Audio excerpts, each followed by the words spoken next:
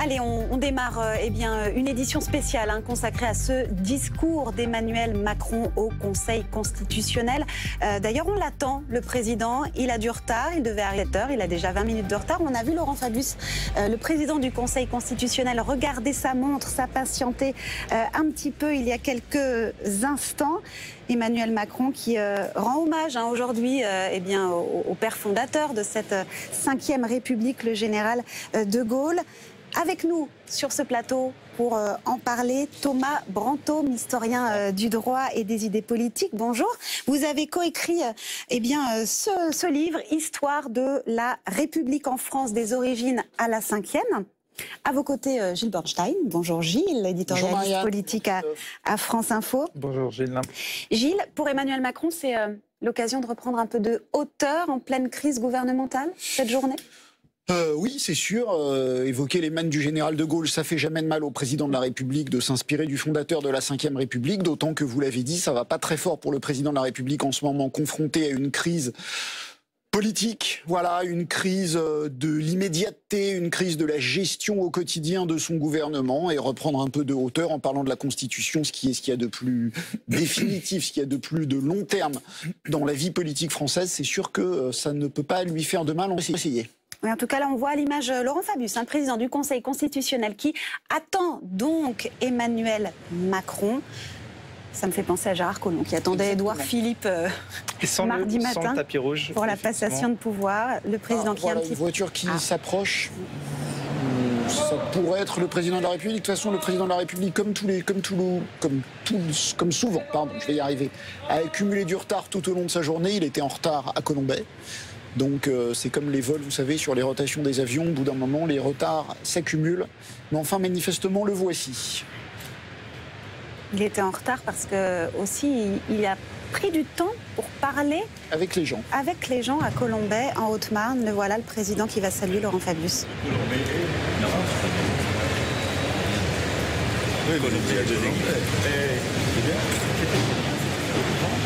Et il débriefe manifestement la matinée passée à Colombey, les 2 églises.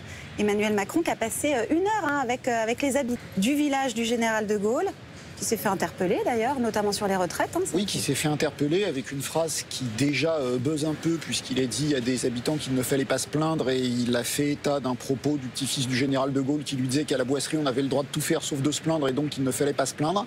Alors c'est paradoxal avec Emmanuel Macron, parce qu'il se trouve que j'ai assisté à l'échange en direct. Le ton était assez bienveillant, on voyait qu'il faisait bien attention à ne pas engueuler, entre guillemets, ses interlocuteurs, à plutôt les écouter. Alors il les a écoutés, le ton est assez bienveillant de part et d'autre. Les gens étaient bienveillants avec lui, il était bienveillant avec ces Français.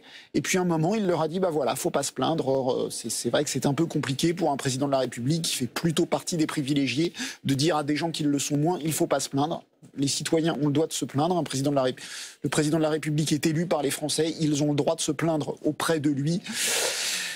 Voilà, c'est vrai qu'on est sévère en ce moment avec Emmanuel Macron et qu'on scrute la façon dont il s'adresse aux Français et qu'il va trouver qu'on a toujours quelque chose à redire. Mais de fait, en le regardant en direct, j'ai trouvé la formule un petit peu étonnante quand il disait aux gens de ne pas se plaindre. Et on va scruter la manière dont il parle aussi aux élus et aux magistrats au Conseil constitutionnel. Donc, dans ce palais royal, vous avez vu les ors du palais royal. Emmanuel Macron qui va donc...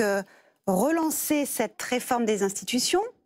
On s'attend à une révision pour la 25e fois de la Constitution. Thomas Brantôme, je voulais déjà vous poser cette question. Pourquoi la réviser une fois encore? C'est la 25e. Il y a un besoin, elle est à bout de souffle, cette Oui, j'aurais tendance à dire que tout président a envie de mettre son empreinte un moment sur la Constitution, qui est la loi fondamentale en France. C'est la norme suprême. Donc il apparaît évident que le premier magistrat de France, le premier des Français, comme disait René Coty, en parlant de Gaulle d'abord, ait envie de partager un moment d'histoire. Et ça pose effectivement beaucoup de questions, puisque d'une certaine façon, on a envie de dire que cette Constitution semble vantée par sa solidité. Donc on pourrait imaginer que justement, si elle est solide, elle ne doit pas changer. Et en même temps, ces amendements successifs, ces volontés d'y rajouter quelque chose, peuvent apparaître comme une contradiction avec cette idée d'un texte d'une parfaite qualité. Donc évidemment, il y a toujours une réflexion constitutionnelle, réelle, indubitable. Tous les présidents ont mis en place un comité avec des grands constitutionnalistes qui avaient pour vocation de proposer des réformes sincères, voulues par la doctrine constitutionnaliste, mais en même temps, indubitable, le président de la République qui est d'empreinte aussi dans cette histoire constitutionnelle. Mais elle est quand même solide, hein, parce qu'elle avait été écrite par le général de Gaulle pour le général de Gaulle. Alors elle a résisté en 69 au départ du général de Gaulle. En 74, après l'élection de Valéry Giscard d'Estaing, elle a résisté au départ des gaullistes de l'Élysée, puisque Georges Pompidou quittait l'Élysée. En 80, elle a résisté à l'alternance, puisque François Mitterrand a été élu. À l'alternance, puisque François Mitterrand a été élu. En 86, elle a résisté à la cohabitation. Donc c'est vrai que peut-être qu'elle est solide justement parce qu'elle a su s'adapter, mais en tout cas, elle a résisté à beaucoup d'événements. Elle a résisté à la guerre, elle a résisté à des crises économiques, elle a résisté à mai 68, elle a résisté à beaucoup de choses. Et j'ai lu qu'elle a connu 8 présidents et quand même 23 premiers ministres. Donc oui, en 60 ans, elle a quand même fait la preuve de sa longévité. On va justement revenir sur l'histoire de cette 5e République. Comment en est-on arrivé jusque-là, Christophe ? Alors on va justement regarder ce sujet préparé par Sébastien Letard. Juin 1958, le président René Coty est dans la tourmente. La crise en Algérie est à son paroxysme et face au risque de guerre, il décide de rappeler le général de Gaulle, retiré de la vie politique dans sa maison de Colombey-les-Deux-Églises. Il devient président du Conseil, l'Assemblée nationale lui confie les pleins pouvoirs. L'homme providentiel rédige alors une nouvelle constitution qu'il propose aux Français le 10 septembre 1958 lors d'un discours place de la République. Le texte instaure un régime parlementaire. Il existe un Parlement destiné à représenter la volonté politique de la nation, à voter les lois, à contrôler l'exécutif, mais sans sortir de son rôle. Il annonce que la réforme sera soumise à référendum le 28 septembre. Au nom de la France, je vous demande de répondre oui. Vive la République, vive la France! Le texte rédigé par Michel Debré est adopté à près de 80% des suffrages. La Constitution de la 5e République est promulguée le 4 octobre 1958. Depuis, elle a été révisée à 24 reprises. François Mitterrand doit modifier la Constitution après l'adoption du traité de Maastricht en 1992. C'est vrai que les problèmes constitutionnels liés aux accords de Maastricht devront être examinés par le Parlement. 8 ans plus tard, nouvelle révision. Jacques Chirac décide de raccourcir le mandat présidentiel de 7 à 5 ans. Nicolas Sarkozy modifiera à son tour la Constitution. Le président de la République ne pourra pas faire plus de 2 mandats consécutifs. Aujourd'hui, Emmanuel Macron a décidé lui aussi d'imprimer sa marque en réduisant notamment le nombre de parlementaires. L'examen de sa réforme des institutions interrompue par l'affaire Benalla devrait reprendre début 2019. Alors qu'on voit qu'Emmanuel Macron et Laurent Fabius déambulent dans les couloirs du Conseil constitutionnel, les deux hommes qui doivent s'entretenir quelques instants avant de prendre la parole devant 200 personnalités nationales, internationales. Les images de l'entretien du président du Conseil constitutionnel et du président français.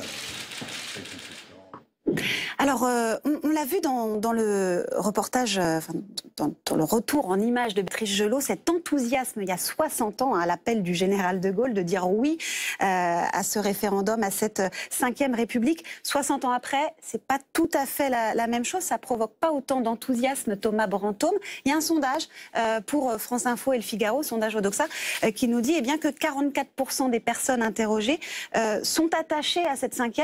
C'est pas beaucoup. Alors, oui, je vous avoue que j'étais étonné moi aussi quand j'ai vu ce sondage, mais on peut quand même avoir une perspective historique. En 58, si le vote est massif, près de 4 Français sur 5 vont voter pour cette Constitution.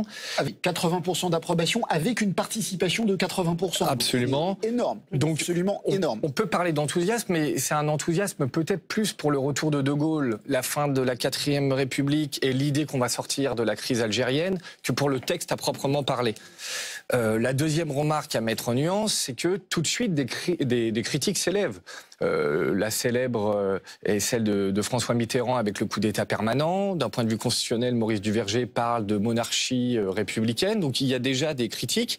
Et dans l'histoire ensuite de la 5e, à gauche, le PS avec des hommes comme Arnaud Montebourg vont parler d'une 6e République, la France insoumise après. Donc j'ai envie de dire c'est la première chose. Toujours quand même une petite critique en marge qui est là. La deuxième chose, c'est que ce sondage, moi je le mets en perspective avec une critique plus générale du monde tel qu'il est. On voit de façon générale qu'il y a eu lors de la présidentielle une critique des partis, du monde fait. Bernard Manin parlait de la démocratie des partis, donc on a vu que c'était un monde qui s'effondrait.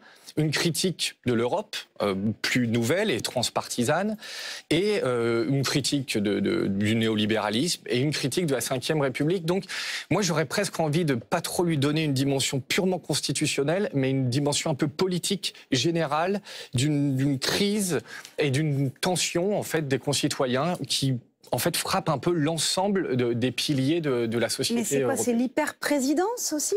Alors, qui ne plaît pas aux Français? Pour rebondir sur ce que disait Thomas, c'est vrai que dans ces chiffres, il y a des différences. On voit, il y a une grande différence entre l'opinion publique et la classe politique. La classe politique est majoritairement attachée à la 5e République. C'est vrai des Républicains, c'est vrai de la République En Marche, c'est vrai du Parti Socialiste. En fait, tous ceux qui ont profité de cette 5e République, tous ceux qui ont réussi à faire élire des présidents, la droite, la gauche et maintenant la République En Marche, tous ces sympathisants sont contents de ce régime. Ceux qui ne sont pas contents, ce sont les sympathisants du Rassemblement National, ex-Front National, puisqu'ils n'ont jamais réussi à gagner, et les sympathisants de la France Insoumise, puisqu'ils n'ont jamais réussi à gagner. Mais sinon, dans la classe politique, c'est plutôt un patrimoine à défendre. La 5e République, ça fait relativement consensus, parce que justement, comme on le disait tout à l'heure, tout le monde a vu qu'elle était capable de s'adapter, et qu'elle permettait finalement à tout le monde, une fois qu'il avait conquis le pouvoir, qu'elle permettait à tout le monde de gouverner et d'aller au bout des mandats pour lesquels ils étaient élus. Donc les politiques sont pour, les Français, certainement pour les raisons qu'a dites mon voisin, les Français y sont moins attachés. Un patrimoine à défendre, Emmanuel Macron va le défendre, mais il va quand même essayer d'imposer sa marque, de mettre sa patte. On attend son discours d'une minute à l'autre. Vous voyez ici le pupitre vide, on attend Emmanuel Macron. Et on va retrouver Sébastien Letard qui est sur place avec cette question. Eh bien, que va dire le chef de l'État ? Oui, Emmanuel Macron qui devrait s'exprimer devant 200 personnes, des élus, des professionnels du droit et des représentants de cours suprêmes étrangères. Ce matin, le chef de l'État a vanté son amour de la 5e République, son affection. Cet après-midi, il devrait profiter de cet anniversaire pour relancer son projet de réforme des institutions avec des mesures phares, par exemple la limitation du cumul des mandats ou la baisse du nombre de parlementaires. Ce projet, vous le savez, il a été abandonné au cœur de l'été en pleine affaire Benalla. D'après l'Élysée, cette réforme elle est légitime car les institutions en 1958 et aujourd'hui elles connaissent la même crise de légitimité et d'efficacité pour répondre aux problèmes du pays, ce qui doit être leur boussole, dit l'Élysée, plutôt que de préserver les intérêts de tel ou tel. Emmanuel Macron devra en tout cas choisir avec précision ses arguments, car on le sait, cette réforme elle sera difficile à faire adopter, elle doit être votée dans les mêmes termes par les deux assemblées et votée à la majorité des 3/5 par l'ensemble des parlementaires réunis en congrès à Versailles. Pour Emmanuel Macron, 58-2018, la France est à peu près dans la même situation. C'est vrai ? Je vous laisse. Thomas Brantôme. Non. Non, non. Crise de légitimité, crise d'efficacité, il dit. Non, la 58, on l'a dit tout à l'heure, est marquée par une double crise, une crise conjoncturelle, une crise structurelle. La crise conjoncturelle est la plus évidente, c'est la guerre d'Algérie, la question algérienne qui effectivement crispe tout le monde et dont on n'arrive pas à sortir. Et cette crise conjoncturelle, elle met en exergue la crise structurelle de la 4e République, qui est un système des partis, comme le dira le général de Gaulle, qui donc est obligé en permanence de chercher des alliances et a du mal à avoir une politique forte. Et donc c'est par cette association de la crise conjoncturelle et structurelle qu'on demande le retour de Gaulle et on passe à une autre constitution. Mais aujourd'hui, on a une crise de légitimité et d'efficacité, comme le dit le président Gilles ?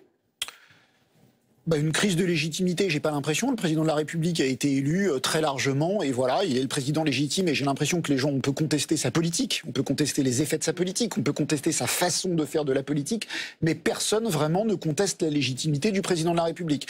Alors une crise de représentativité, ça c'est plutôt le mode de scrutin. C'est vrai que le mode de scrutin majoritaire fait que Emmanuel Macron a recueilli 24% des voix au premier tour de l'élection présidentielle. Donc en gros, un quart des gens qui se réclamaient du président de la République et avec ce quart des voix, il a 313 députés sur 577, donc près de 60% des députés. Donc un quart des voix vous donne 60% des députés qui font la loi. C'est vrai que de ce point de vue-là, la Ve République et surtout son mode de scrutin, on le sait, exagère le fait majoritaire. Et voilà, mais le père fondateur des institutions a voulu un régime où on pouvait gouverner, un régime stable. Voilà, donc nous avons un régime stable, nous avons un régime qui permet à celui qui est élu de gouverner, peut-être au prix de la représentativité. Allez-y Thomas. Sur la crise de légitimité, peut-être, effectivement, il y a un retour de la question de la souveraineté populaire. On en reparlera peut-être tout à l'heure à la suite de son intervention. Le texte de la Constitution de 58 n'est pas sans une certaine ambiguïté, puisqu'évidemment, on voit que De Gaulle a voulu un pouvoir fort, un exécutif fort, qui est en rupture un peu avec la tradition constitutionnelle républicaine qui était fondée sur le Parlement. Mais de l'autre côté, la Constitution continue à dire que la souveraineté nationale appartient au peuple.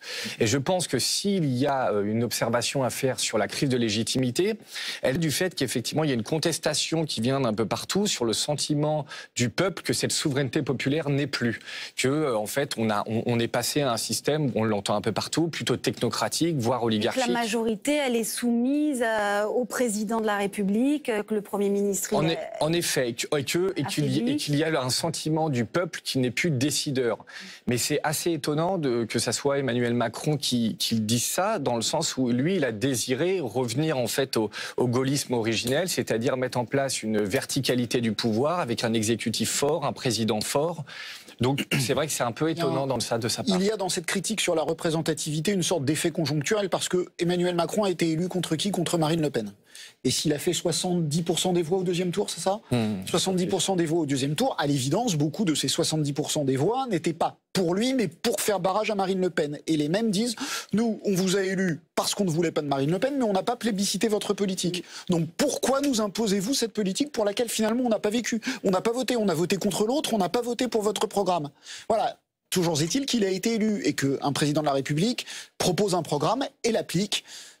Ce que moi je trouve assez logique, mais qu'un certain nombre de gens qui ont voté pour lui par défaut ne trouvent pas logique. Alors en tout cas, aujourd'hui, il veut relancer sa réforme des institutions qui a été bloquée cet été par l'affaire Benalla. Oui. Alors, nous annoncer, il va déjà dire ce qu'il y a dedans. Elle va être débattue évidemment à l'Assemblée en janvier. Alors on a appris cette semaine qu'elle serait débattue en janvier, puisque c'est vrai qu'après qu'elle a été reportée pour cause d'affaire Benalla, on ne savait pas trop, il y a un gros embouteillage parlementaire. Il y a le PLF, le projet de loi de finances à venir, le projet de loi de finances sur la sécurité sociale, un certain nombre de textes. C'est très compliqué de trouver de la place dans le calendrier parlementaire. On savait qu'il y avait un débat, il fallait faire la loi Pacte avant la réforme constitutionnelle. Le gouvernement a considéré que l'économie, ça touchait plus les Français que la réforme constitutionnelle.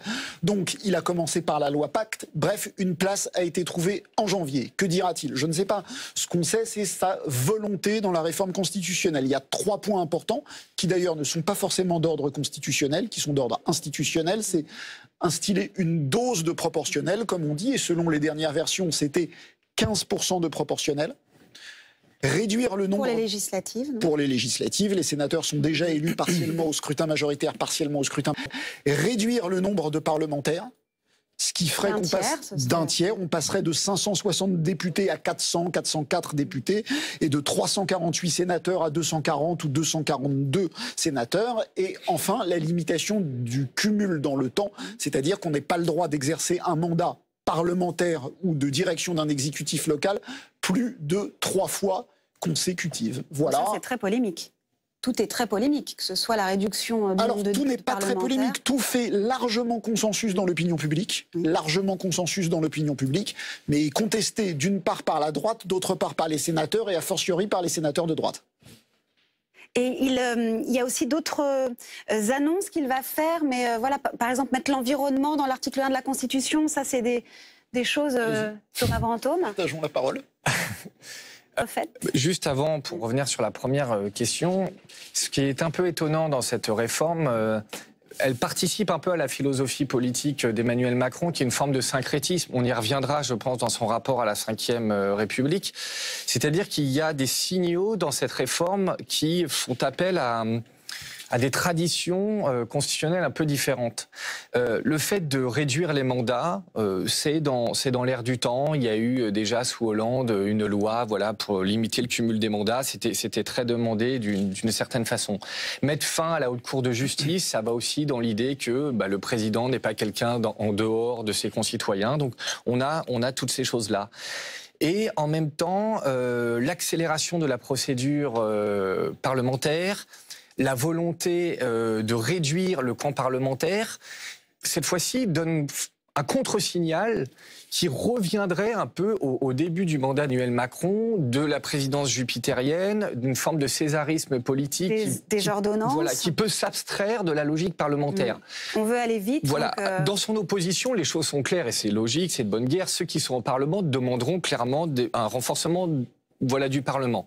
Et de son côté, on voit deux signaux, deux traits qui vont dans deux sens différents, quelque chose qui continue un peu dans la logique jupitérienne, et puis de l'autre, au contraire, qui va dans le renforcement des parlements. C'est pour ça que c'est pas le fameux en même temps. C'est pas si clair. Emmanuel Macron. De rendre plus rapide et plus efficace l'examen des textes à l'Assemblée, à mon avis, là ça n'engage que moi, c'est quelque chose de bon sens. Nous votons tous les 5 ans maintenant pour un président de la République qui vient avec un programme. Que les dispositions de ce programme s'appliquent est infiniment long. Les citoyens ne voient plus pourquoi ils votent. Bien. Et le président de la République, je sais que cette réflexion est née dans son esprit. Le président de la République. Et ben voilà, Emmanuel Macron qui arrive au pupitre.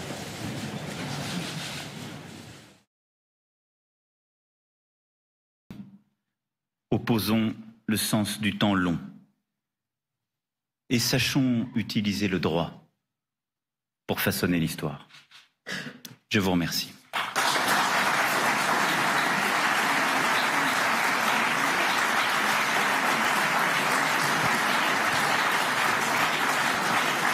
Voilà pour le discours d'Emmanuel Macron qui a duré un petit peu plus d'une demi-heure. Il nous a habitués à des discours plus longs ces derniers jours. Là, finalement, le Macron nouveau est court, ça c'est surprenant. Le Macron nouveau est arrivé, donc Gilles. Ah bah je ne sais pas, mais il est court. Je l'ai rarement vu faire un discours aussi important, aussi court. Qu'est-ce que vous en avez pensé de son discours et de ses annonces? Écoutez, j'ai trouvé qu'il n'y a pas d'annonce exceptionnelle. C'est à peu près ce à quoi on s'attendait. À une exception près, on savait que dans ces projets de révision constitutionnelle, il y avait la proportionnelle, il y avait la limitation du nombre des mandats dans le temps. Il a cité les deux.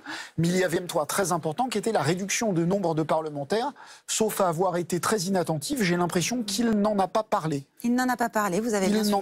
Il n'en a pas parlé, voilà. Alors l'a-t-il abandonné? Juge-t-il ça trop conflictuel pour en parler? Il a aussi dit qu'il a fait un pas vers le Sénat et vers l'Assemblée nationale. L'Assemblée nationale, il a la majorité, c'est pas très compliqué, mais vers le Sénat en disant je compte sur le dialogue avec l'Assemblée et le Sénat, enfin que le dialogue permettra de trouver les moyens de faire aboutir cette réforme. Voilà, de toute façon, sa faiblesse politique actuelle ne lui permet pas de faire autre chose. La voie du référendum, que ça soit celle de l'article 11 ou de l'article 89, de toute façon est exclue parce qu'avec ces taux de popularité actuels, on sait que les Français répondent en partie à la question qui est posée, mais beaucoup à celui qui pose la question.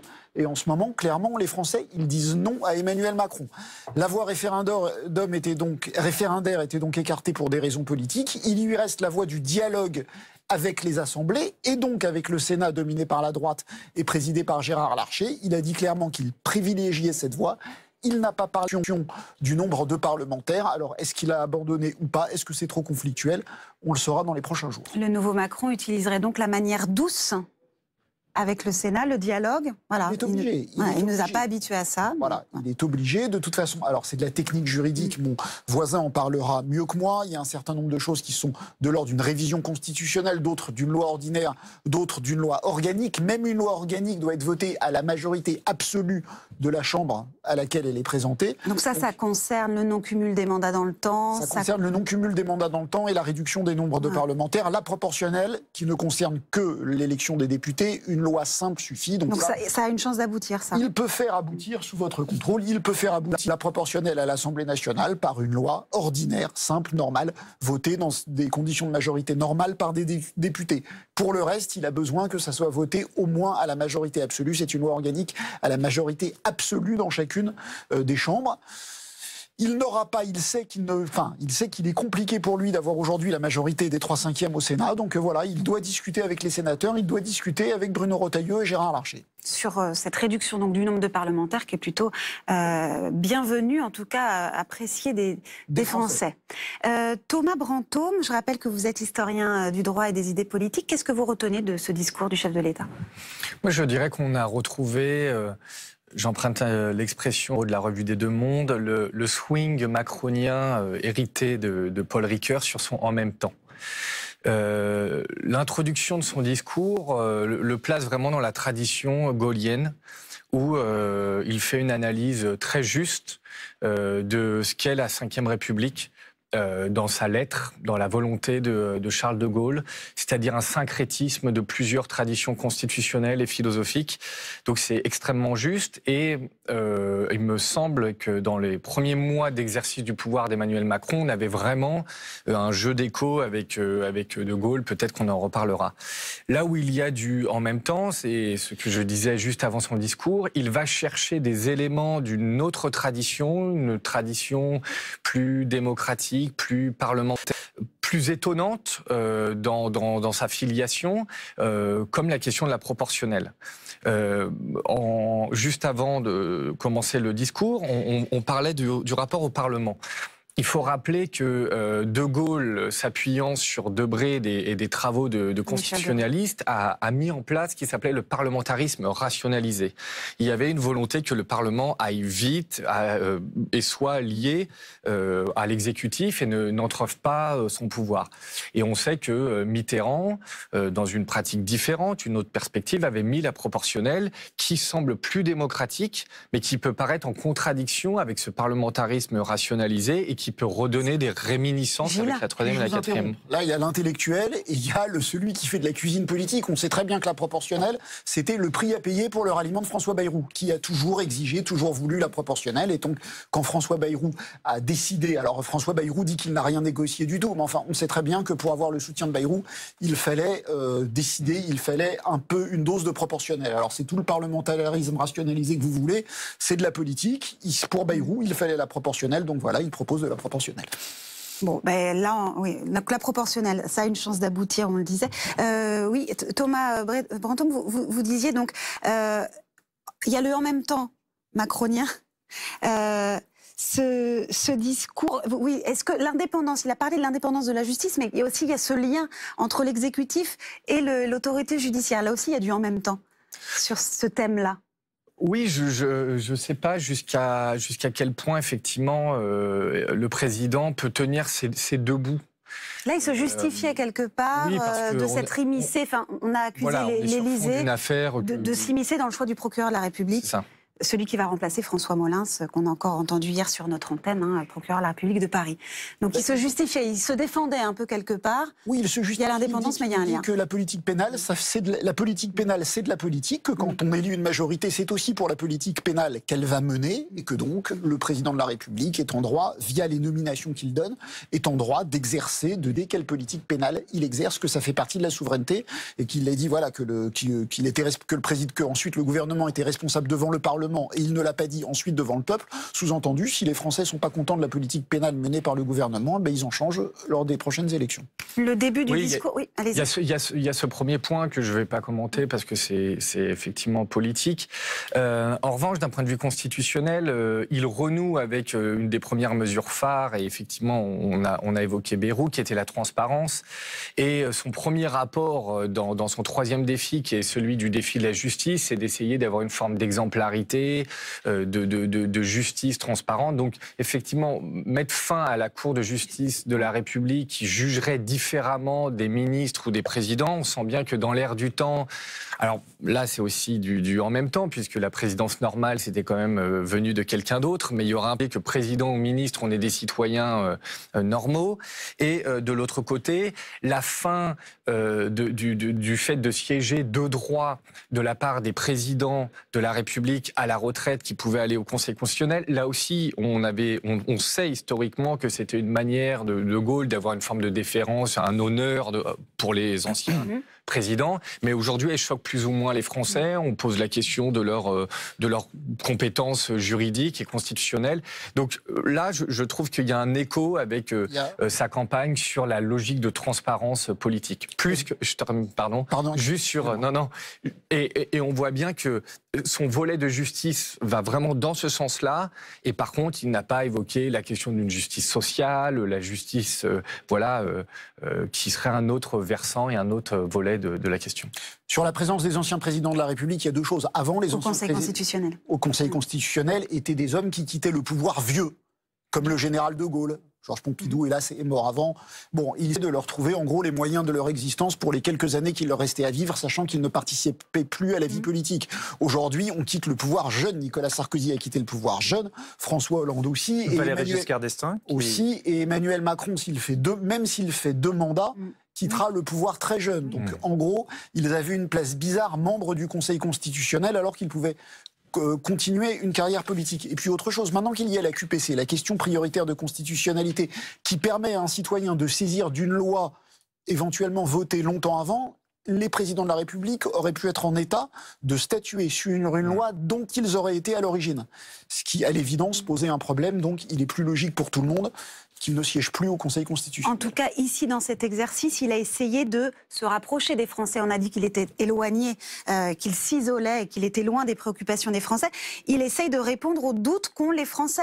Doutes sur la classe politique, hein, il l'a dit, donc le non-cumul des mandats dans le temps. C'est pour ça, vous parliez de transparence. Voilà, il essaye de répondre à certaines préoccupations des Français. Et en même temps, Marianne, vous le disiez hein, tout à l'heure, on parle de sondage pour France Info et au Doxa où 44% des Français sont attachés, ce qui veut dire que 56% d'entre eux ne le sont pas.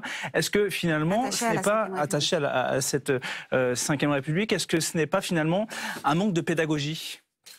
Parce que c'est compliqué quand même aussi à comprendre. Non, mais là, justement, il essaye, j'imagine qu'il espère qu'après son intervention, ce chiffre augmente. Est-ce que ça peut changer? Mais non, enfin, les Français sont loin des matières constitutionnelles. C'est vrai que ça paraît très éloigné de leur quotidien, très éloigné de leur quotidien, très éloigné de leur vie. C'est assez conceptuel. En même temps, pour répondre à la question de Marianne, c'est vrai qu'il essaye de rapprocher la Constitution des Français. D'abord, ce qu'on évoquait tout à l'heure, la vitesse d'arriver dans l'atmosphère des changements décidés par le politique. Il l'a dit, aujourd'hui, voter une loi, ça dure longtemps. Les décrets d'application, ça dure longtemps. Bref, entre le moment où vous votez pour quelqu'un parce que vous voulez une loi et le moment où cette loi s'applique à votre vie quotidienne, il se passe plusieurs mois, sinon plusieurs années. C'est le défi de l'efficacité. Voilà, c'est le défi. Ce qui peut expliquer le désamour du politique aussi. Ce qui peut expliquer le désamour de politique qu'il espère réduire en partie. Je pense qu'il n'a pas d'illusion excessive là-dessus. Mais c'est effectivement une façon de réconcilier les Français avec la politique et avec les politiques. Que quand il vote pour un programme, eh bien celui-ci s'applique plus vite. Deuxième moyen dont il a parlé, la représentativité avec la proportionnelle. C'est vrai qu'avec la distorsion dont je vous ai parlé tout à l'heure, aujourd'hui, avec 25% des voix, on a 60% des députés. Le Front National, Marine Le Pen, a fait 11 millions de voix au 2e tour. On peut aimer ou pas aimer Marine Le Pen, c'est pas le problème. Alors qu'on voit, Gilles, vous voyez Nicolas Sarkozy et Valéry Giscard d'Estaing, 2 anciens présidents en pleine conversation, et ici Christophe Castaner. Avec la garde des Sceaux, Nicole Belloubet. Avec Nicole Belloubet, exactement. Oui, donc juste, je termine. Marine Le Pen a fait 11 millions de voix au 2e tour de l'élection présidentielle et il y a 7 députés Front National. Donc c'est vrai qu'il y a une les distorsion. Français ne comprennent pas trop donc c'est pourquoi vrai ils n'ont pas que plus de place à l'Assemblée. Voilà, les Français, alors là aussi, il espère réduire la distance entre la classe politique et les Français en offrant, via cette réforme constitutionnelle, une meilleure représentativité. Le problème, c'est il n'a pas cité la dose de proportionnel, mais c'est que le projet est à 15% de proportionnel. Ça fait 60 députés élus à la proportionnelle. C'est pas avec 15% de proportionnel proportionnelle qu'on corrigera ce biais de qu'on corrigera ce biais de la représentativité. Moi, pour vous répondre sur votre question, et en prenant de la hauteur et en convoquant l'histoire des idées politiques, moi, je pense qu'il faut penser les choses en termes de cycle. Aristote et Polybe le disaient déjà, tout régime politique a un versant négatif. Je pense qu'on peut voir ça au niveau des régimes républicains et aussi politiques. Je m'explique. Les régimes républicains, depuis 1792, succèdent avec des nouvelles constitutions qui, à chaque fois, essayent de gommer les excès, les abus, les vertiges de la première.